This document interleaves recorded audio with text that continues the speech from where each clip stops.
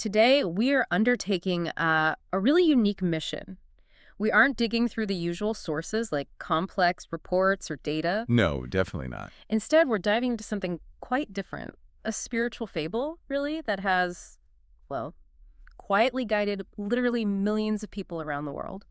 We are cracking open Paulo Coelho's The Alchemist. It's a book that seems simple on the surface, but there's so much underneath. Exactly. We're treating this novel almost like a philosophical blueprint. Mm-hmm. We're going to try and extract the core system, the framework presented in this allegorical journey. We want to decode Santiago's transformation. He starts as this simple, comfortable shepherd Yeah, he knows his world. and becomes this powerful seeker and, well, ultimately a kind of master of his own destiny. That's a great way to put it. So, our goal for you today is pretty clear. We want to map out the process for finding, and this is the key word, realizing one's true purpose. The story hammers home this idea that destiny isn't something you just stumble upon. No, it's not passive at all. It's something you actively realize. You have to build it, live it. That's absolutely spot on. The source material, The Alchemist, it first came out back in 1988, and it sits right at this fascinating intersection. Part fiction, sure, but also part, deep philosophy and definitely part spiritual allegory. Right. That blend is probably why it connects with so many people. I think so. That blend is precisely why it resonates so deeply. I mean, the narrative itself is simple enough you could read it pretty quickly. Yeah, it's very accessible. But the ideas underneath, the concepts, they really demand you sit with them, reflect on them. So what's the driving force behind the story? Well, the entire mechanism, the engine that pushes Santiago across deserts and continents, is this central idea the book calls the personal legend. Okay, the personal legend. Let's unpack that. Yeah, this framework basically says that true fulfillment, like deep, meaningful happiness, is completely tied to first identifying and then just relentlessly pursuing that unique dream that only you have. Relentlessly. That sounds intense. It is in a way. It requires absolute faith in the journey itself, trusting the process, and real perseverance. It's almost like an instruction manual for figuring out and living your life's purpose. Okay. And before we jump into Santiago's actual travels, his journey, there's something really interesting about the book's own story, isn't there? A bit of historical irony. Oh, definitely. It perfectly sets the stage for talking about persistence and destiny. Get this. The book was a massive flop initially, like a spectacular commercial failure in its first run. Yeah, it's hard to believe now, isn't it? Totally. It sold fewer than 1,000 copies. The original publisher basically just gave up on it, cut their losses. Yet somehow, through its own kind of destiny playing out mostly just word of mouth, people telling people, and Coelho's own persistence, it eventually exploded, became this global phenomenon translated into, over 80 languages now? Yeah, it's incredible. And it's the ultimate meta lesson, right? The book's own history perfectly mirrors the core philosophy it teaches. How so? Well, think about it.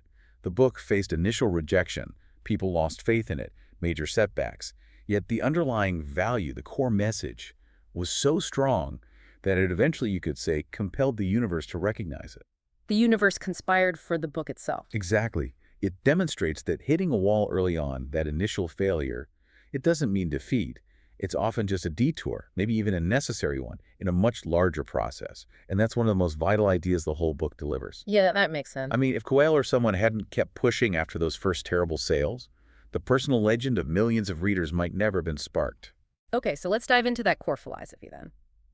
We have to start with the foundation, the central pillar of this whole system, the personal legend. Right. This concept is absolutely the heart of the narrative. The source material defines the personal legend very clearly as one's true purpose in life.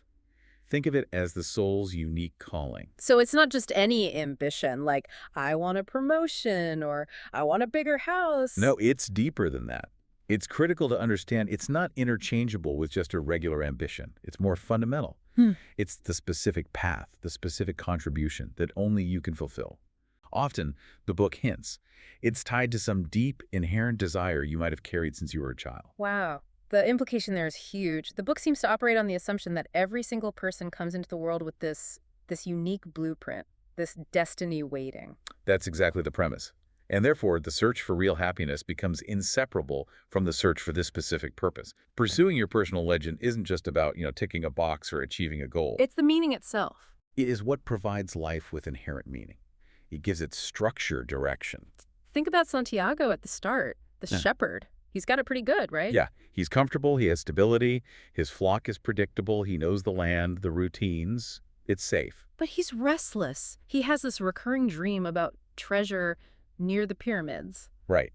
And the philosophy suggests that internal discomfort, that nagging feeling of, is this all there is? That little voice saying there's something more out there for you. That's the voice of your personal legend trying to get your attention. It's demanding you listen. Okay, so you identify this feeling, this dream, but the philosophy doesn't just leave you there. This is where it gets really interesting because the book offers a kind of operational mechanism for how you actually realize this legend. It claims the universe actively conspires to help you. Yes, and this is probably the most quoted and maybe most misunderstood part of the book. How so? What's the common misunderstanding? Well, it often gets boiled down to simple wish fulfillment, like, I want $1 million, Yeah. and boom, the universe delivers. But it's presented as far more complex, more subtle than that. So it's not just about wanting things. No. It's more about removing that feeling that you're constantly fighting the world alone. Yeah. That every obstacle is proof you're on the wrong track. Instead, it replaces that sense of struggle with this profound feeling of interconnectedness, a sense of universal support. Okay, interconnectedness. How does that work? The idea is, if your purpose, your personal legend, is truly aligned with what the book calls the soul of the world, which is like the universal consciousness, the fabric connected everything, All right, we'll get deeper into that concept later. then the entire system, the universe itself, begins to subtly shift to support you. It's not overt magic, usually. It's more like Oh. opportunities just seem to appear at the right time. You meet the exact person you need to meet. Guidance comes in unexpected ways. So that feeling when things just seem to click, when randomness starts to feel like destiny? Exactly that. That's the universe conspiring. It's the alignment in action. That sounds, well, almost mystical. But bringing it down to earth, how does someone actually know where to even start? We usually approach big life choices with, like, spreadsheets and pros and cons lists. Right, the rational approach. But the guidance offered here seems very different. It focuses intensely on the role of the heart and intuition. The key instruction seems incredibly simple. Listen to your heart. It is simple, but not easy. The heart, in the context of this book, is presented as your truest compass, your most reliable guide. More reliable than the intellect. In this specific context, yes. The intellect is obviously necessary for planning, for strategy, sure. But the intellect is also brilliant at rationalizing fear. It's great at creating excuses, talking you out of the essential, scary first steps. Because the heart doesn't care about spreadsheets. Exactly. The heart, the book suggests, knows the truth of your personal legend because it's directly connected to that soul of the world we mentioned. So those crucial initial steps, they have to be guided by that often messy, uncertain, intuitive conviction, that gut feeling. And if you wait for the perfect, risk-assessed, calculated plan, You risk becoming the crystal merchant, stuck. Comfortable maybe, but ultimately unfulfilled because you never took the real leap. the crystal merchant. We definitely need to talk about him. But this focus on the heart immediately brings up another key theme, doesn't it? The contrast between material wealth and spiritual wealth. Yes, it's central. Santiago literally starts his quest seeking physical treasure, gold, buried near the Egyptian pyramids. Purely material. He wants the riches, tangible, quantifiable wealth. Absolutely. Mm. But the whole narrative arc is deliberately designed to pivot him away from that narrow focus. The story uses that physical quest for gold almost as a MacGuffin, a vehicle to get him onto the path toward something far more valuable. So the realization is, The realization, the big insight he gains, is that the true treasure isn't the gold itself. It's the wisdom he gains, the love he finds, especially with Fatima, and ultimately, the self-realization he achieves. Becoming the person capable of understanding and achieving that goal is the real wealth. so the physical gold becomes almost secondary, a symbol. Pretty much. The destination might initially look like a pile of coins, but the actual prize is the person you become while you're on the path seeking it. And that fits perfectly with the core idea we started with. Mm-hmm. Destiny isn't found, it's realized through the action, through the search itself. Okay, this is a great point to transition. Let's move into Santiago's actual journey now, the second part of our deep dive. We need to look at the stages of transformation he goes through, the experiences that kind of validate these philosophical ideas through, well, real struggle and suffering, even if it's allegorical. Right. So we start with the inaugural phase, the shepherd's comfortable life, and then the call. As we said, Santiago is an Andalusian shepherd. He knows his world, his routine, his flock. He's comfortable. But then the dream keeps coming back. Exactly. That recurring dream is presented in a direct message from his personal legend, telling him about this treasure near the pyramids. And to answer that call, he has to do something radical. He has to sell his sheep. The very source of his stability, his comfort zone. Yes, he has to sell them to fund just the initial leg of his quest. That act itself, selling the sheep, letting go of the familiar comfort, feels incredibly symbolic. What does that represent for anyone, thinking about pursuing a major life change or a big dream? It represents the absolute necessity of taking immediate action, that first, often painful moment of sacrifice. Freeing something up. You have to be willing to give up the known, the predictable, for the potential of the extraordinary, even when the outcome is completely shrouded in uncertainty. That first step is almost always the hardest because it means cutting ties with familiarity, the things that keep us feeling safe but maybe also keep us playing small. And the journey demands constant movement, right? Not just sitting and planning forever. Exactly. The whole philosophy is built on continuous movement, on learning through doing, not just stationary planning. So he takes the leap, gets to Tangier, and then what happens? These initial steps across North Africa are marked by these really specific, critical encounters. Guides, maybe? Teachers? Guides is a good word. Yeah. Or perhaps lesson deliverers. They provide Santiago with essential tools, or sometimes they show him the potential pitfalls, the ways he could fail. And these aren't just random meetings, are they, in the logic of the story? No, according to the book's philosophy, these are definitely not random. They are the universe conspiring, remember, delivering the lessons or the help exactly when he needs it, to keep moving forward or to learn something crucial. Okay, so first up, he meets this mysterious old man who calls himself Melchizedek, the king of Salem. What's his role? What wisdom does he give Santiago right at the start? The king shows up at the perfect moment, precisely when Santiago is hesitating, when his rational mind is trying to talk him out of it, telling him to just stay safe with his sheep. The voice of fear. Exactly. The king does two key things. First, he confirms that the dream is real, that it is Santiago's personal legend. He validates the inner calling. Second, he gives Santiago the fundamental toolkit for navigating this journey. The concept that life is constantly communicating through omens. Omens. Signs from the universe. Signs that guide us, yes. He introduces this idea, and he gives Santiago those two stones, Urim and Thummim, which are meant to represent clarity and provide some basic guidance when Santiago feels lost or blinded by fear or indecision.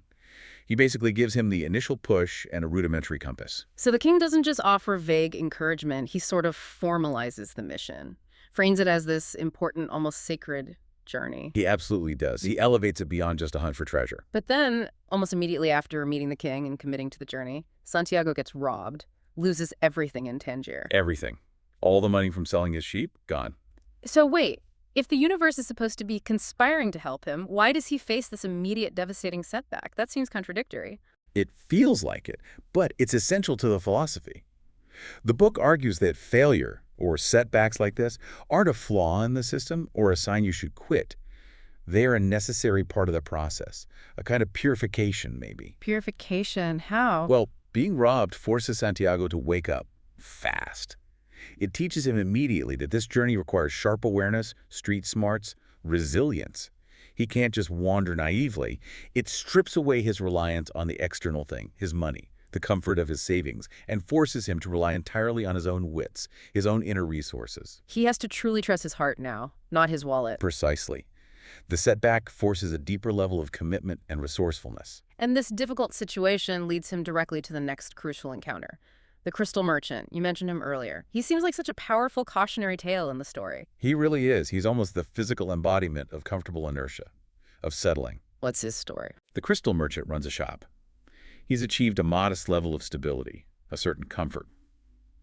But he reveals to Santiago that he has his own, much larger dream, his own personal legend, in a way which is to make the pilgrimage to Mecca. He hasn't done it. No. And he likely never will. Why? Because maintaining the predictable comfort of his current life, the status quo, feels less painful to him than the risk involved in pursuing something truly grand, something that might potentially disappoint him or change everything. He's afraid of failure, but also afraid of success, or the dream ending. It's complex. Yeah. He actually confesses to Santiago that he's afraid if he did go to Mecca, and maybe it wasn't what he imagined, or even if it was amazing, then he'd have nothing left to dream about, nothing left to live for. The dream itself, kept as a distant fantasy, had become more valuable, safer to him than the possibility of actually living it. Wow. So he preferred the low-grade pain of regret over the potentially high-stakes pain of trying and failing, or even trying and succeeding. Exactly. And the lesson Santiago takes from this, the practical takeaway for the listener, is incredibly powerful. Fear is the single biggest obstacle to achieving your dreams. Fear of failure, fear of change, fear of the unknown, even fear of success. The crystal merchant chose safety, modest stability, but he sacrificed his soul's calling for it. And Santiago sees this clearly. He sees a possible future for himself in the crystal merchant, a life of quiet, safe, small regrets. If he gives up now, stops pursuing his own dream, and just settles down in Tangier working in the shop. He realizes that inaction, just staying put out of fear, is actually a form of failure in itself. A profound realization. So Santiago works for the merchant for almost a year, saves up money again. He faces a choice. Use the money to buy back his sheep and return to his old comfortable life, or buy camels and continue the quest across the desert. And the wisdom he gained working there, not just the money, is what helps him decide. Absolutely. It's the insight into the crystal merchant's trapped existence, the understanding of omens he's starting to develop, the resilience he built. That's what propels him forward. He chooses the terrifying uncertainty of the desert over the predictable, comfortable routine of the shop. He leaves the merchant and his cautionary tale behind. Okay, so he joins the caravan heading across the Sahara. And on this caravan, he meets the Englishman. This character represents a completely different kind of trap, doesn't he? A different way to get stuck. Yes, a very different philosophical pitfall. The Englishman is the archetype of intellectual knowledge, completely disconnected from practical application or lived experience. What's he searching for? He has spent years obsessively studying ancient, complex texts about alchemy. He's searching for the secrets, specifically the philosopher's stone and the elixir of life, but he believes he can find them purely through reading, through deciphering the words of the old masters. So he thinks the answers are all hidden in books. Entirely. He believes wisdom is contained within the jargon, the symbols, the ancient writings. So how does he contrast with the kind of wisdom Santiago is starting to learn, and the wisdom that's still to come? The contrast is stark. The Englishman's fundamental flaw is his total reliance on theory and his almost complete inability or unwillingness to engage with the living wisdom of the world right in front of him. Like the desert itself. Exactly. He's constantly got his nose buried in his books while they're crossing this vast, incredible desert. He's missing the omens, the signs, the communication happening all around him. He's missing the language of the world that Santiago is beginning to tune into. He seeks wisdom purely externally, intellectually. And this sets up the contrast with the ultimate guide later on. Perfectly. It highlights the book's idea that knowledge, true wisdom, has to be embodied. It has to be lived, practiced, felt. It can't just be read and memorized. You could read every book ever written about swimming. But you'll still drown if you fall in the water without practice. Precisely. The Englishman has the data, the information. Santiago, meanwhile, is developing intuition, experiential understanding. Which leads us finally to the master himself, the alchemist. He's presented as the ultimate symbol of wisdom and spiritual mastery. He's not just someone who knows about the personal legend. He lives it. He exists in complete harmony with the soul of the world. He understands the language of the desert, the birds, the signs, because he is part of it all, fully connected. And what's his role in relation to Santiago? Does he just give him the answers? No, absolutely not. That's crucial. The alchemist's role isn't to hand Santiago the treasure map or spill out the secrets. His role is to teach Santiago how to find the answers within himself, how to access his own inner wisdom and power. How does he do that? He pushes him hard. He forces Santiago to confront the world directly, to engage with it on a much deeper level, to literally try and converse with the desert, the wind, the sun, and most importantly, to listen to and trust his own heart above all else. He basically transforms Santiago's theoretical understanding of things like omens and the soul of the world into lived, actionable, spiritual reality. He turns the seeker into the potential master. That's the goal. He guides him through the final, most challenging tests. Before we move to those deeper concepts, let's dedicate a specific moment just to that guidance system you mentioned, the concept of omens and what the book calls the language of the world. It seems critical to how Santiago actually navigates. It absolutely is. Omens are framed as the universe's primary communication method, its guidance system. They are defined essentially as signs guiding individuals toward their destiny, toward their personal legend. Melchizedek introduced the idea. Right, the king introduced the concept, gave him the idea to look for them. But it's the alchemist who really forces Santiago to rely exclusively on them, especially in dangerous situations, to trust them implicitly. And these omens can be anything, big or small. Anything. They could be incredibly simple, like a specific type of butterfly appearing just when he's feeling lost, signaling a moment of transformation or hope. Or they can be much more complex and vital, like the specific flight patterns of two hawks in the oasis that alert Santiago to an impending attack, saving countless lives. So the idea is that the universe conspires by delivering these signs exactly when they're needed. That's the premise. And the central challenge for us, to the seeker, isn't really that the signs don't exist.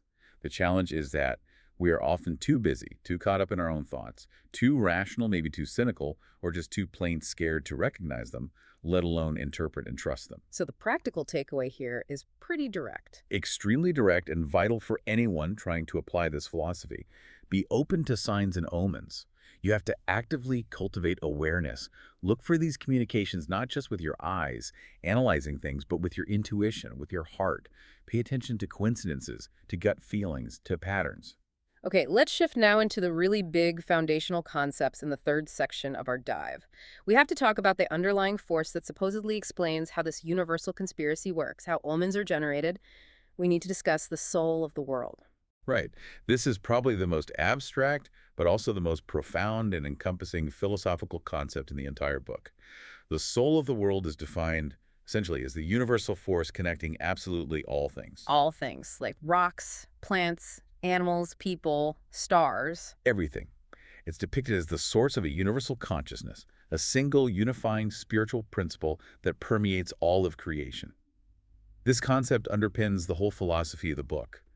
It's the explanation for how and why the pursuit of a personal legend is supported by the cosmos. So if everything, the desert Santiago walks on, the crystal in the shop, the human heart, Fatima's love, the pyramids themselves, Santiago's dream, if it's all connected by this single unifying force, then achieving your own personal legend isn't just a selfish act. Exactly. It's not random, and it's not purely self-serving in the grand scheme of things. When you identify and courageously pursue your unique destiny, the book suggests you're actually helping to nourish and evolve the soul of the world itself. You're harmonizing with the universal forces. So fulfilling your purpose contributes to the whole system. That's the idea. Your personal legend isn't just for you. It's presented as your unique and vital contribution to the collective soul of the world. And conversely, when we fail to pursue our purpose, when we give in to slur like the crystal merchant, we leave a necessary thread out of the universal tapestry. We diminish the whole in a tiny way. And this connection, this soul of the world, is also key to understanding the true meaning of alchemy in the story, right? It's not just about turning lead into gold, literally. Not primarily, no. The alchemist's ability to perform physical alchemy, like turning lead into gold, isn't shown as just some kind of magic trick. It's presented as a demonstration of his having achieved complete harmony and understanding of this soul of the world. Because he understands the essence of things. He understands the essence, the interconnectedness, the language of all things so perfectly that he can actually participate in their transformation, their evolution towards perfection. Gold being the symbol of perfection. And crucially, he teaches Santiago that the same fundamental power of transformation exists within the human spirit. We can achieve our own spiritual alchemy. That's a really powerful way to think about personal growth. But let's circle back to something we touched on earlier. If the universe is constantly conspiring to help us, if the soul of the world supports our journey, why all the suffering? Why is Santiago robbed, forced into hard labor, betrayed, and put in mortal danger during the tribal war in the desert? Why are struggle and detours seemingly baked into the process? Yeah, the book is very realistic about this, despite the mystical elements. It's clear. The path towards your personal legend is guided, yes, but it is absolutely not promised to be easy. In fact, the major insight here seems to be that failure, loss, setbacks, and detours are an indispensable, non-negotiable part of spiritual growth and refinement. So the universe helps us by making things hard sometimes. It helps us by making sure we learn the lessons we need to learn to become the person capable of fulfilling the destiny. And sometimes those lessons only come through pain, through challenge, through loss. The struggle isn't a sign you're wrong, it's part of the curriculum. And the key is how Santiago responds to these difficulties. Absolutely. Think about it.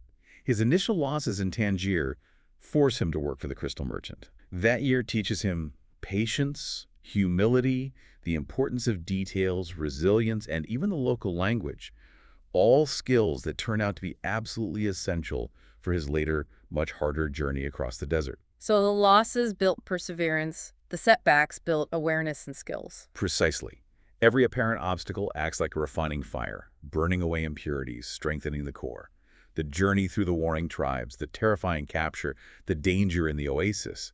That isn't just random conflict thrown in for drama. It's the ultimate test. It's the moment where Santiago is absolutely forced to fully embrace his connection to the soul of the world, to trust his intuition completely, to access his own power. He has to literally communicate with the desert, the wind, and the sun to save his own life and the alchemists.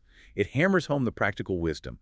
Trust the process. Every struggle refines your spirit. Remember, you're not just seeking a treasure, you are becoming the person worthy of finding it, the person who embodies mastery. Which brings us, finally, to the great structural twist, the reveal at the end of the story.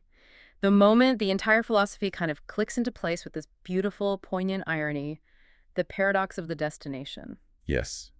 This is the narrative turn that really elevates the whole source material from just a charming adventure story into a truly profound spiritual allegory.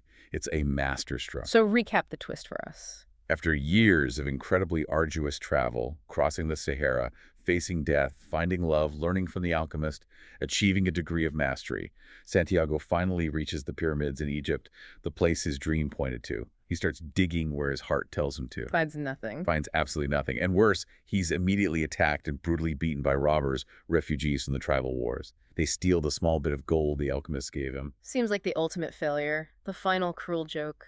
It seems that way. But then, as the robbers are leaving him for dead, one of them mocks Santiago's stupid belief in dreams.